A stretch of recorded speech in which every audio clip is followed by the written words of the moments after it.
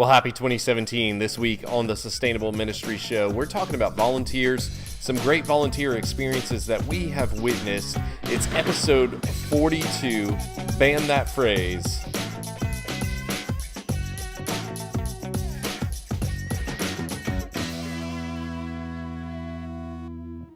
Well, hey, everybody, we are back again with the Sustainable Ministry Show. It is January 2017. Hard to believe, Melissa and Stephen, that we are already there.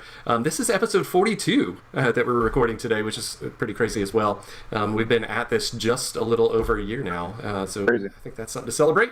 But as we get started, why don't y'all share a little, maybe a little highlight from Christmas? It could be the most fantastic gift you receive or gave. I think that would be wonderful. Or how you celebrated New Year's. I don't really care. Either one of those would be good as we get started. 2016 was a transition year for the Rao family. We had moved late fall, in the fall of 2015, and so the whole of 2016 was the first year that we were in a new place, and it wasn't challenge free. There were a bunch of challenges with that, and it wasn't just personal, but it was lots of stuff going on, with schools and my children and work and my husband's work, and so it was a lot. And so we were really looking forward to a new year. So we had an amazing New Year celebration with my lifelong best friend. We've been best friends since she was 12. We were 12, both of us. She was my maid of honor. I was her matron of honor in our weddings, and we just got to hang out. She has this amazingly, she just finished her basement, and they have like 4 or 5 arcade pinball machines, and her husband just got her Ms. Pac-Man for Christmas. And so the kids were just in their glory, and it was just a lot of fun. My birthday is 3 days before Christmas, and so that's always been tricky.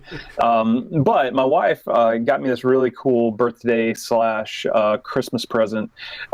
We do a lot of in our neighborhood. We have a big front yard garden where we grow all sorts of vegetables and herbs and all sorts of things like that. And the other side of our front yard, we have a big open, nice grass area. And we use that.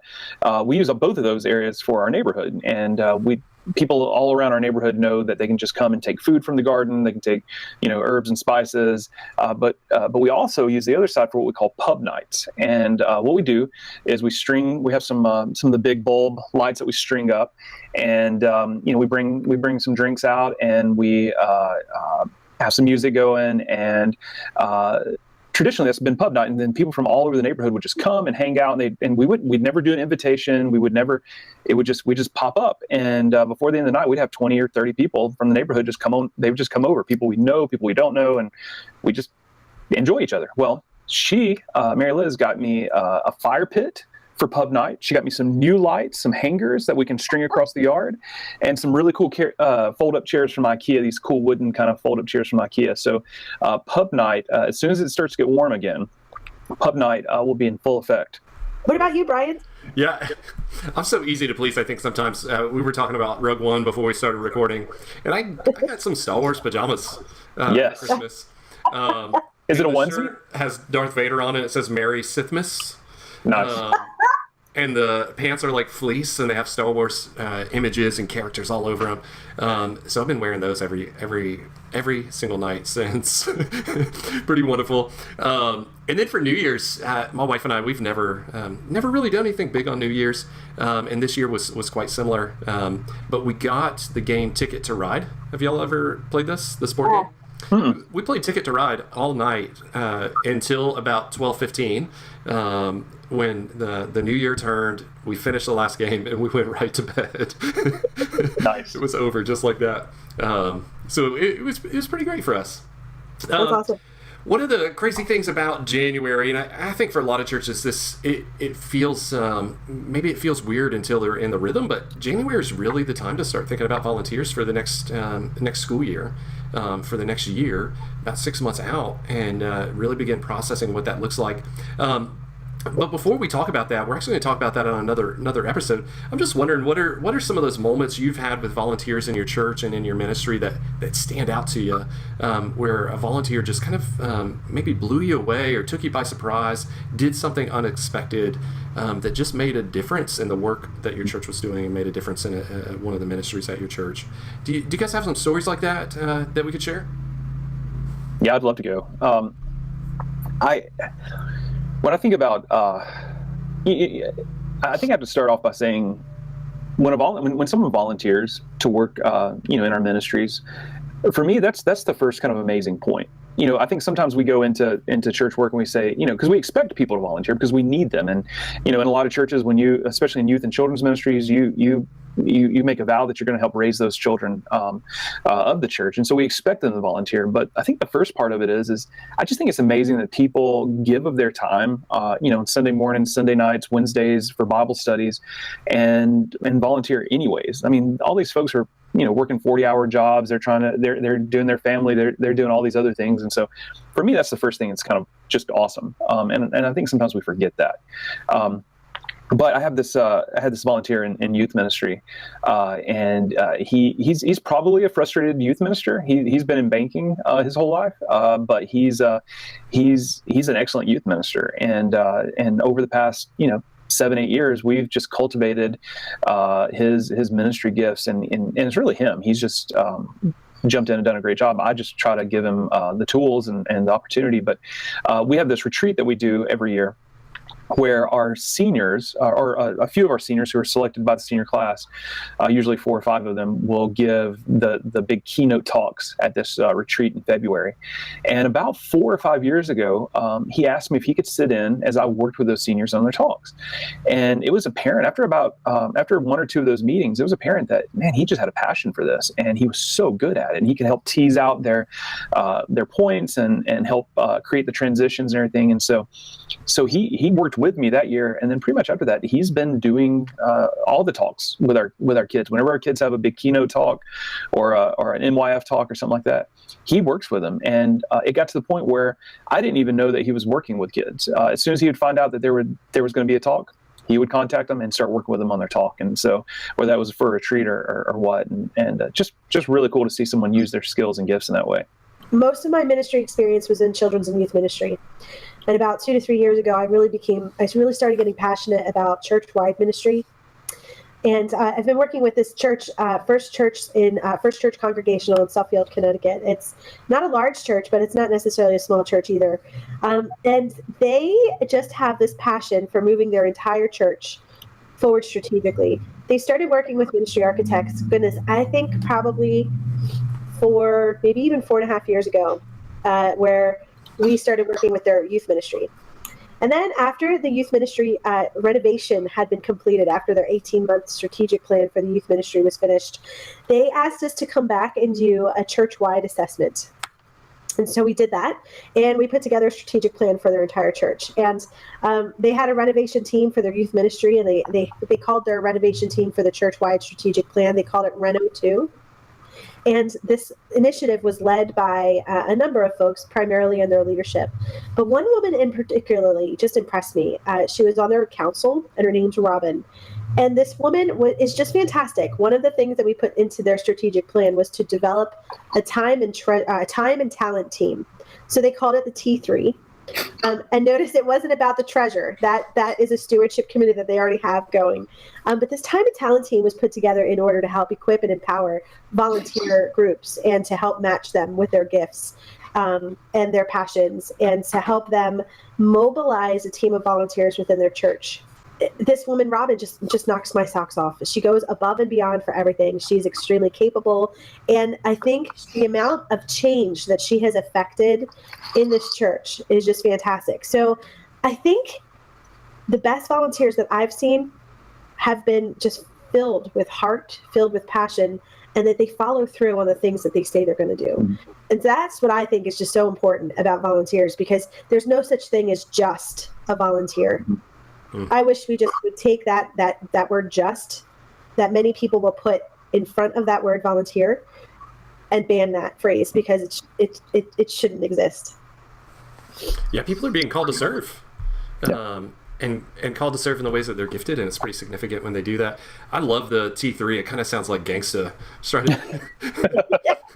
I love when people capture things like that, and it just gives it a good feel. I had a guy named Bruce early on in my ministry, and I may have shared this story, I think, one other time on the podcast at some point. We had a young man that He had gotten caught selling drugs on a school bus, and he was about 16 years old, and ended up getting expelled from school because of that. At the time, he was in 8th grade at 16 years old. Had been in all kinds of trouble, and his story just goes on and on. But Bruce was a parent of another kid in the ministry, and was friends with some parents of the kids that this guy tried to sell drugs to on the bus. They're ones who reported him, and they were really angry and frustrated. And Bruce did two things. One, he in his role, he saw it was important for him to talk to those other parents and just engage with them about the work that the church was doing, about why it was important for us to still be engaged with this young man that had been expelled, even though it had been offensive to them and their families, and how we would approach that. But almost bigger, he initiated the conversation with that young man when he showed up to church that week. Wow. Here's a guy who would be expelled from school and still would come to our youth program, and Bruce was the first one to initiate conversation with him to say, we're so glad you're here. And of course, the three of us, Bruce and I and this young man, we stepped aside into my office and just spent some time together. But it was such a unique moment because I did not have to facilitate the conversation. That came from somebody who was called to serve and volunteering in the life of the church, to say to him, we believe in a God of second chances, and here's an opportunity for you to change. We know that life is hard. We know that what your struggles are like, and we're going to walk through those with you. And he ended the conversation with, mentioned the kid's name and said, "We love you. We care for you." And that's how it ended. It was such this significant moment where somebody who was called to serve and extending care to others who in worldly terms maybe don't necessarily deserve it or hadn't earned it, but out of grace cared for this young man in a way that I don't suspect even his family was caring for him. And that came out a few weeks later. He came looking for Bruce one afternoon, and not a program night, just showed up at the church and thought Bruce would be there. And it came in and said, "Bryant, where's Bruce? I just want to talk to him." And I said, "Well, he's not normally here. He'll be here on Wednesday evening. What's up?" And he said, "Well, just when you talk to him, if you talk to him before then, let him know that I really cared about everything he said to me last week." And it was just so significant to know that was all driven by somebody who was just a volunteer, right? Somebody who was making an impact for the kingdom and making a pretty significant change in somebody else's life. It was one of those moments where I thought, I got to find more people that can do that. Right. Yeah. Because it probably happened in a way that I wouldn't have been able to. That's awesome. It's funny. I think the paradigm shift needs to occur. I love that you emphasize that we're just in your own story there, Bryant, because it's funny. You got to wonder, okay, well, why are we hired? Sometimes it strikes me as it's funny. It's a queer thing when people say, well, we need more volunteers. We need more volunteers, and there's staff people talking. And so it's kind of when you get into that rut, maybe it's a change that needs to happen just in the perspective of what volunteers actually are. Mm-hmm. They are the heart of the ministry, and without them, I think staff fall into the trap of doing the ministry for folks instead of helping others do ministry. People who are called to do ministry are called ministers, and especially if you're in a Protestant church, there's this whole idea of the priesthood of all believers, and a lot of people will take that just in terms of the idea of biblical interpretation. Everyone gets to read the Bible and interpret it for themselves, but I like to take it even a step farther than that, and I think how it was meant, in that we're all called to be ministers. We're all called to go and do God's good work in the world. And that applies on Sunday mornings and Sunday nights and Wednesday nights and all that good stuff too. So part of it's even semantics and just helping people understand that they are called to be ministers. And that carries a whole different ring and responsibility than just a volunteer. That's right. Yeah. Maybe this sounds weird, but I think when we realize kind of the things you're talking about and the importance of people being called to serve and everyone being ministers, this may sound crass, but our ability to recruit volunteers is really job security as well. because at some point, if you don't do it, you're either going to run a ministry as it grows and get tired and burned out, or it's going to remain at your own personal capacity to do ministry, and people are going to be missed because of it. Yeah. And that may or may not be what the church you're working for wants. They probably hope for something different than either of those two results. So there is some level of like how we go about understanding volunteers within our ministries, and some level of how we go about recruiting those folks that creates job security for us as well. If you don't have volunteers, the success of the ministry is going to depend upon your staff person. And when he or she leaves, you're going to have to recreate the wheel all over again with a new person. And so volunteers are really at the heart of any sustainable ministry. And if you don't see the need for volunteers, I would encourage you to reconsider the import of what volunteers are actually bringing to the kingdom of God. There have been a number of churches that I've worked with through consulting, and it's not that the ministers and the staff don't want volunteers, but there's been a historical understanding in the church that that's what we pay the ministers to do. That's what we pay the staff to do. Yeah. And so it's not that they're not wanting to share the ministry. They do want to share the ministry. They desperately want to. They get all of our concepts and all of our ideas, and they get the sustainability piece.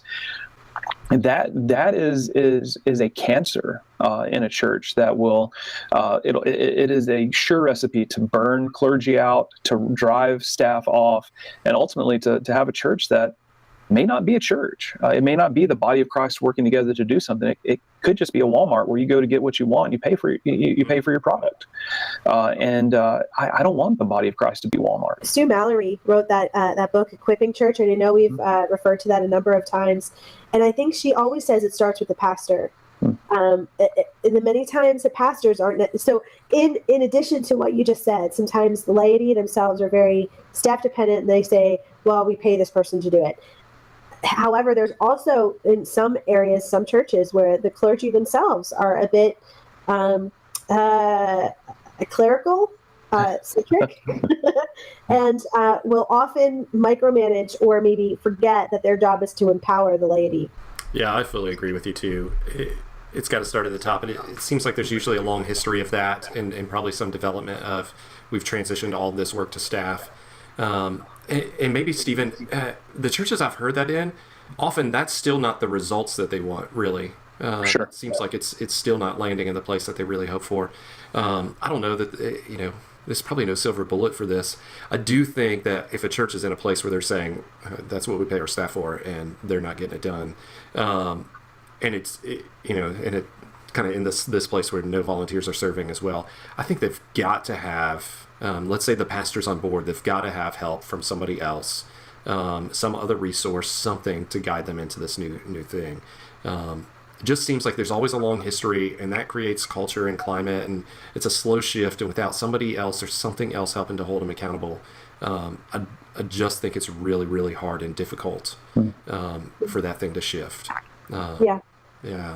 We know it's time. It's time in the year to really start thinking about your volunteer processes, about how volunteers are used and recruited within your churches and in your ministries. It's time to really think about what your needs are for next year. And we're going to record another episode in just a few minutes and talk about that and talk about what that process may look like. For you guys out there, you'll get that next week. If you're watching on YouTube, we'll have the same clothes on. We don't necessarily have the same outfits for every day of the week. It's just how this works sometimes. So we'll do that. We'll hope that you'll tune in next week as well. In the meantime, Melissa, how can folks keep up with you? Sure, I would love for you to connect with me. You can email me at melissa@ministryarchitects.com, or you can look me up on Facebook and the Twitter. Yeah, and you can come hang out with me over at 12stonespirituality.com. And obviously you can email me at Stephen, S-T-E-P-H-E-N, at ministryarchitects.com, and at the Twitter as well. And I am Bryant Johnson. You can email me at bryant@ministryarchitects.com on the Facebook and the Twitter as well. In just a couple of weeks, folks, we're going to start a competition with Stephen and Melissa. And so the way this is going to work is we're going to have some sort of trivia question that will either have a multiple choice or a true-false answer.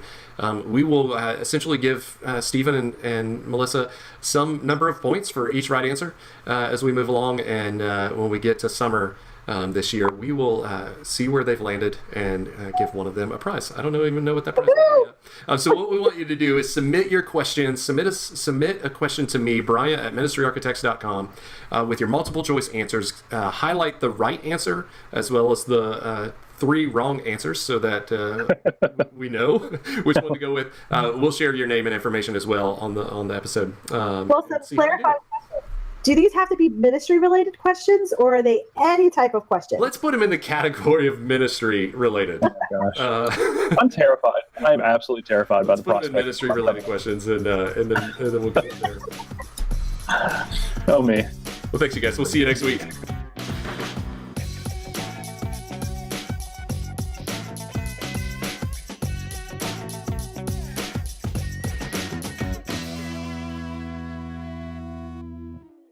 Ha ha!